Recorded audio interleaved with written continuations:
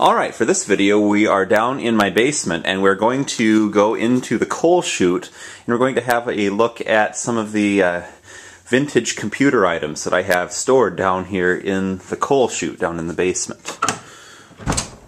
Alright, as we enter the room you can see this is a somewhat organized stack of computers in here. I guess to kind of explain what we've got here. Here we've got a Power Macintosh 9600-300, a really nice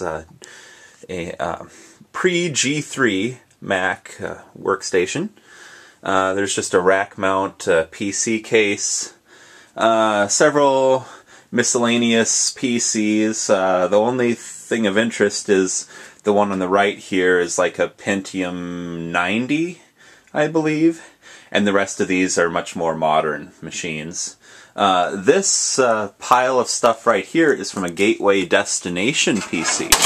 Now I don't know how many people remember the Gateway, oops, I've got it upside down here. How many people remember Gateway Destination PCs, but that was an early attempt back in the late 90s to create a home theater computer. And we have a cat in here that wants to see what's going on. That's Gilly. Alright, to continue looking at the computers, here is an SGI workstation. It's an Indigo 2. Pretty cool workstation there. Alright, kitty. See you later. Okay, and moving on to some Apple stuff here, we have two Duodocks. Those are the Duodock Plus units that have the extra tall opening here so they can fit like a PowerPC Duo or a Color Duo in them. Alright, Power Mac G3 desktop unit right there. Moving down, we'll go over here, we have some Apple IIgs computers and an old black and white 300 DPI Apple flatbed scanner right there. Moving on, a couple of Quadra 700 Macs. There's a Duo laptop right there. I think that's a 280C or 270C, I don't remember. There's some more Mac laptops right there. Macintosh 2 Ci, which I think is a really cool vintage Mac. There's a Macintosh 2, and this next unit, this kind of gray colored unit right here, is a Harris Views 1000.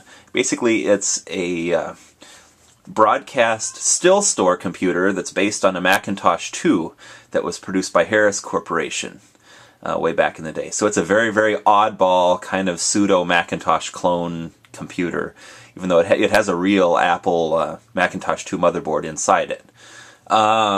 There's a 7600 a 7200 120. I guess that's what both of those are. Moving down, we have a Centrus 660 and a Pizza Box case, a 7200 and a 7600 132 desktop Mac. Here's some LC 630s, some more LCs and Performas, more Quadras down there, and a Macintosh 2SI right there. Alright, moving this way we have a mixture of Apple IIes and Apple II Plus computers. Someday I'll get all of these out and make individual videos about them, but there's some Platinum IIes in there with the numeric keypads built in. There's some original unenhanced Apple IIes, a couple of Apple II Pluses. Over here is a stack of Apple monitors, a couple of Monitor 3s, some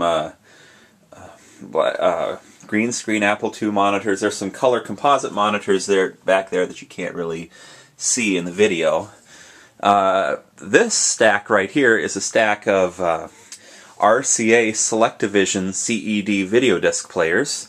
Those are all parts units that I've robbed parts off to make others work.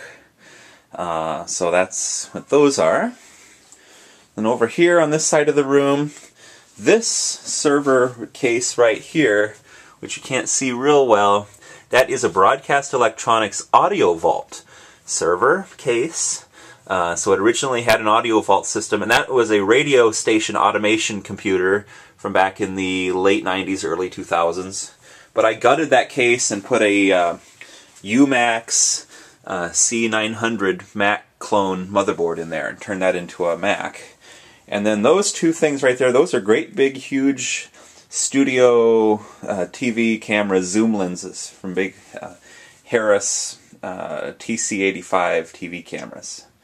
So that is basically a tour of the coal chute down here in my basement, and one of these days I'll probably go through this room and fire up some individual computers so you can have a look at them individually.